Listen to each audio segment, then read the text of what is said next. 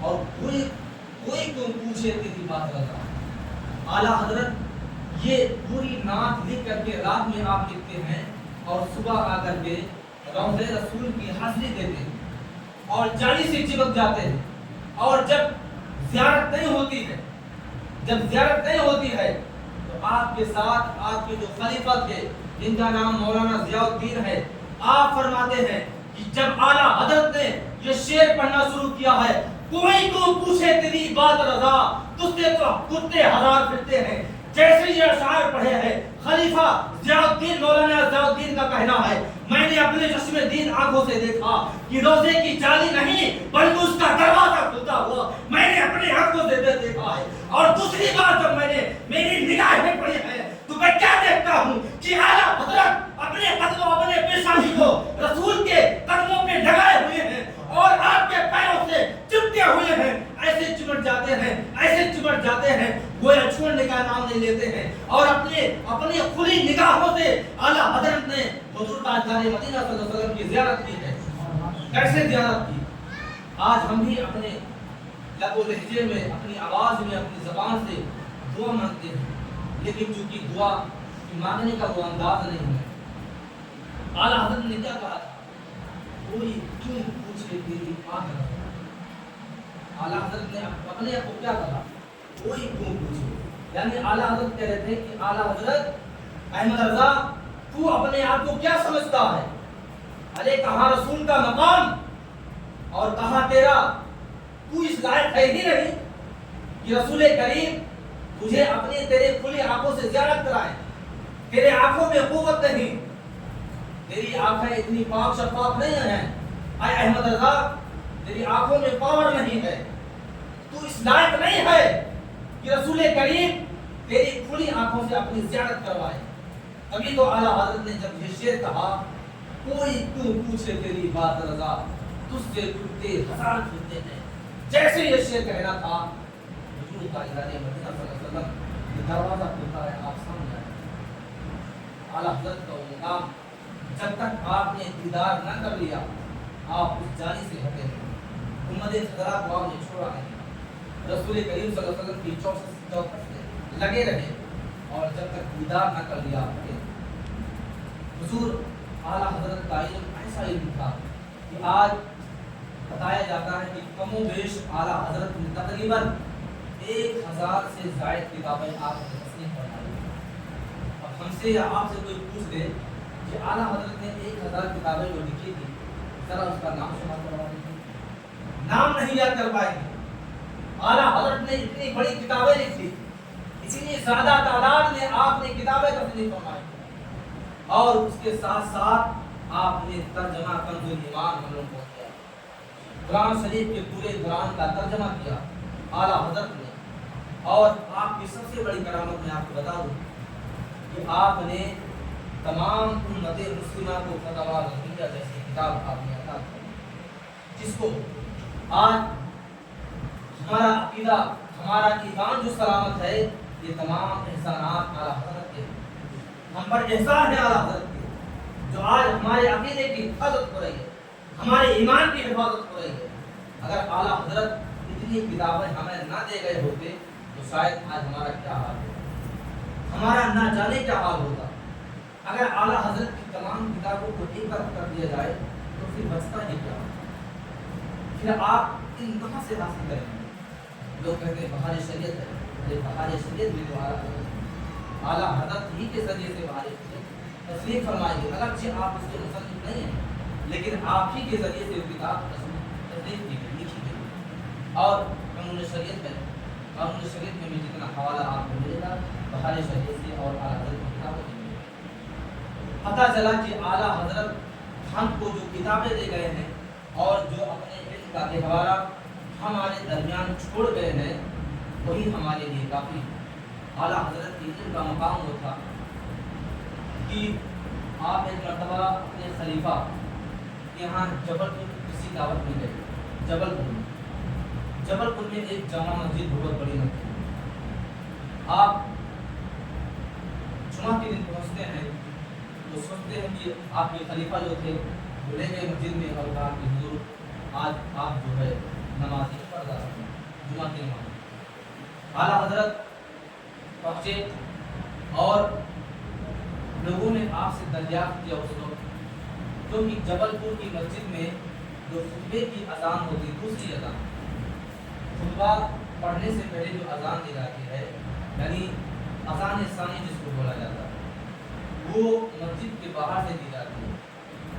لیکن جبل پور میں اس جامع مسجد میں کیا ہوتا تھا کہ جہاں پر محراب ہوتا ہے، ممبر جو ہوتا ہے، وہاں پر خطبہ پڑھا جاتا، اور اسی کے جسٹ سامنے وہ مسجد اذان ثانی دیتا تھا، یعنی خطبے کی اذان دیتا تھا، جبکہ ایسا شریعت میں نہیں ہے۔ حکم کیا ہے کہ خطبے کی اذان آپ کو مسجد کے باہر سے دینا۔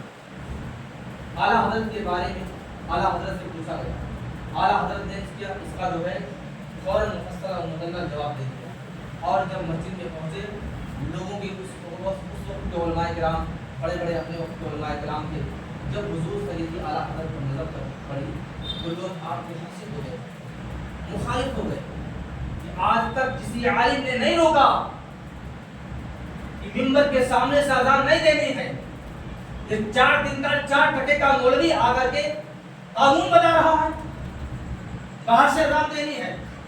آخرکار کوئی مولوی تھا، بڑا مولوی پہنچا ہوا تھا، اس نے کچہری میں جو ہے مقدمہ کر دیا اعلیٰ حضرت کے نام، اعلیٰ حضرت کے نام سے مقدمہ ہو گیا۔ آپ کبھی بھی اپنی زندگی میں کچہری نہیں گئے، عدالت نہیں گئے، اور اعلیٰ حضرت خود فرماتے ہیں کہ اعلیٰ حضرت نے اپنی زندگی میں کبھی بھی عدالت کو عدالت ہی نہیں کہا، کیونکہ آپ سے جب پوچھا گیا اے اعلیٰ حضرت آپ عدالت کو عدالت کیوں نہیں کہتے، اعلیٰ حضرت نے فرمایا کہ عدالت میں اگر عدل کیا جائے تو عدالت کہوں، وہاں تو کوئی عدل ہی نہیں ہوتا ہے، وہاں تو کوئی انصاف ہی نہیں ہوتا ہے، وہ تو کچہری ہے، کچہری عدالت نہیں ہے وہ۔ اور جب اعلیٰ حضرت کو اس عدالت میں پیش کیا گیا، اعلیٰ حضرت کا ایک مرید تھا جو کورٹ کچہری میں گئے ہوں گے، جانتے ہوں گے کہ جب جج تاریخ والوں کو بلاتا ہے، ان کی تاریخیں پڑھی ہوتی ہیں، تو شخص بلانے والا جج کے کمرے کے باہر دروازے کے قریب آ کر کے آواز لگاتا ہے، فلاں بن فلاں حاضر ہو جاؤ، فلاں بن فلاں حاضر ہو جاؤ، اس طرح آواز لگا کے بلاتا ہے۔ اعلیٰ حضرت نے اپنے اس مرید کو اچھے سے سمجھا دیا تو اعلیٰ حضرت کا مقدمہ اس جج تک پہنچ گیا، اور جو بلانے والا تھا وہ اعلیٰ حضرت کا مرید تھا، بہت خاص مرید تھا۔ اعلیٰ حضرت نے اس کو پہلے سے سمجھا رکھا۔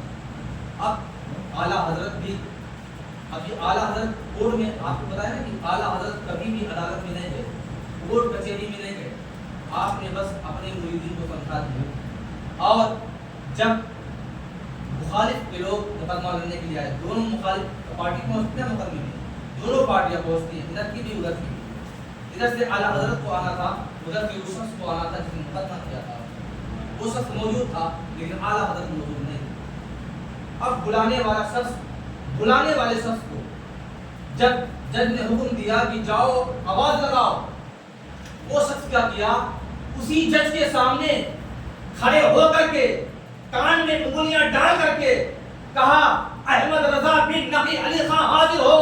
جج نے کہا ارے کمبخت یہ کیا کر رہا ہے، ارے کہاں آواز لگا رہا ہے، میرے سامنے آواز لگانے کی بات ہے۔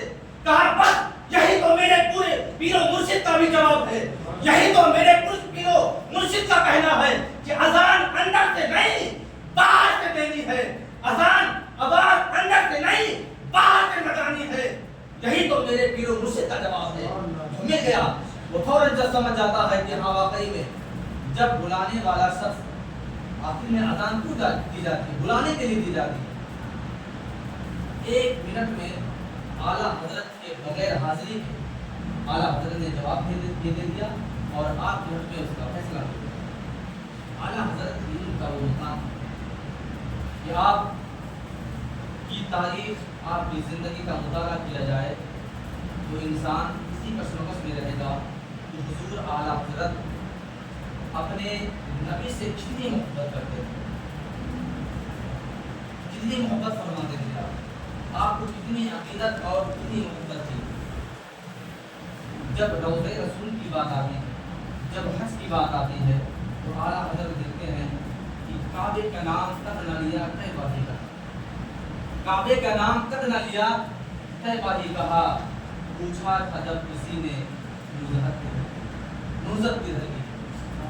और यही नहीं बल्कि आला हज़रत लिखते हैं कि उसके तुफ़ैल हज भी खुदा ने करा दी। किसके तुफ़ैल? आपकी दौड़ लगी है मदीने से, आप सारा इश्क सारी मोहब्बत आप मदीने से कर रहे हैं, मदीने वाले आका से कर रहे हैं। आला हज़रत लिखते हैं मैं तो मदीने गया था, मैं तो मक्का गया था, मेरी कोई हसरत ही नहीं थी कि मैं मक्का जाऊं, काबा की ज़ियारत की कोई हसरत ही नहीं, काबा जाने का कोई इरादा नहीं था।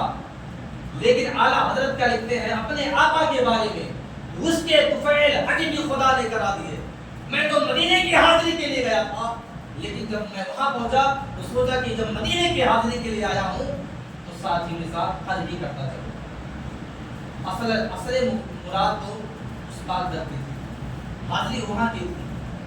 और आला हज़रत के बारे में बताया जाता है कि आपको अल्लाह तबारक व तआला ने जितने उलूम फ़नून का इल्म दे रखा था, शायद अगर शुमार किया जाए जैसे तारीख में आता है कि आपको 100 से ज़ायद उलूम फ़नून आपको आता था।